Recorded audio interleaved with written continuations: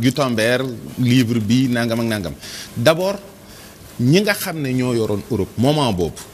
bu ngeen rusantee débat bi neex ah. non du ñu rusante. il faut mu am démocratie ci plateau. li mu mujjee wax sax li mu njëkk a wax. démocratie li mu njëkk a wax ci laay mujjee. waaw mais moment bi nga xam ne Europe moment bi muy évoquer melokaanu Europe boobu les hommes d'église et les princes ñoo yoroon maanaam les pouvoirs régaliens et religieux.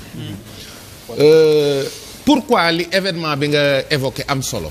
C'est pas seulement l'accès à l'information mais avant Luther di traduire les livres en allemand les Bibles il a écrit à l'autorité papale pour signaler ko un manifeste en 95 points yoo xam ne il trouve que c'était des abus de l'Église. Bon il n'a pas eu gain de cause mu def li mu def donc ça a été le premier schisme peut-être ci la lutte protestants yi fàqee mais qu'est-ce qui a basculé après protestants yooyu les puritains protestants ont aussitôt après basculé vers la franc-maçonnerie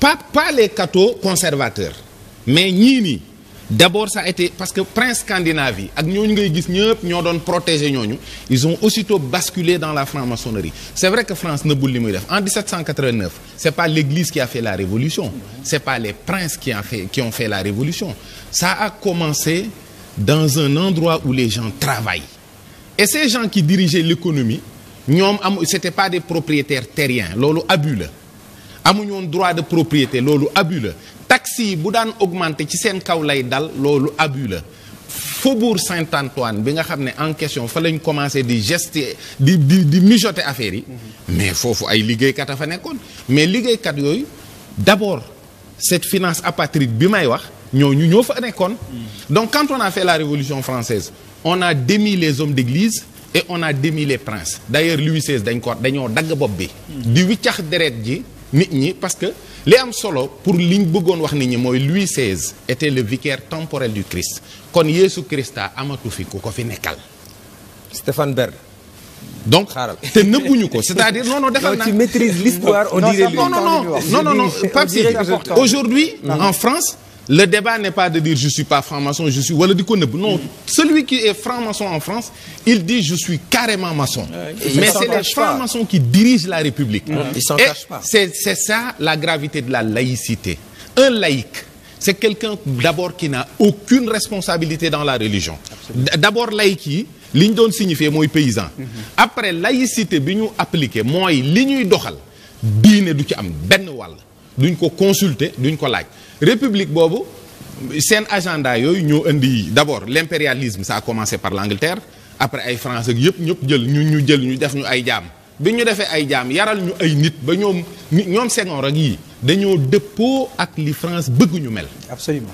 parce que maawa dooma ne bi tubaab yi demee ñun dañu toogaat ne il faut refonder la République sénégalaise à notre modèle. kon loolu mooy il y a eu une continuité defal ndànk rek sëriñ si li ñu am ñaanuñu ko yelwaanuñu ko dañ ko liggéey. dafa metti ci ñoom. waaw comprendre nga. waaw biñ koy liggéey ñoom boobu tubaab bi dafay ne ñoom jëwewuñ ko tubaab bi. sëñ tubaab dafa jël ay nitam yóbbu ci àll bi. waaw di yar di def ci ñoom yàlla biñ koy jëlee Ceyeen Jolof di ko andi.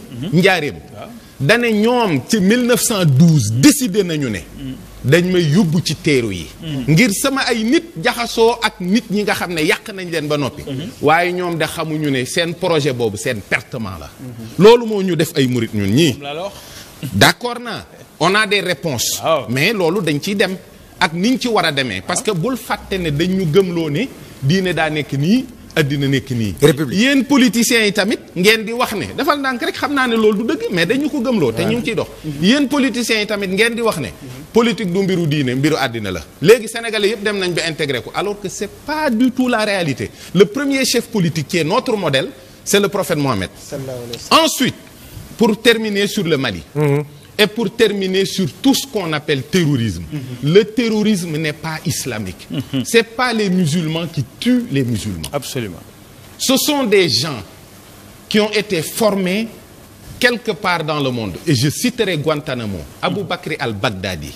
mi nga xam ne taxaw na fii ci Bagdad wax ne na jullit ñëpp jébbalu ci moom.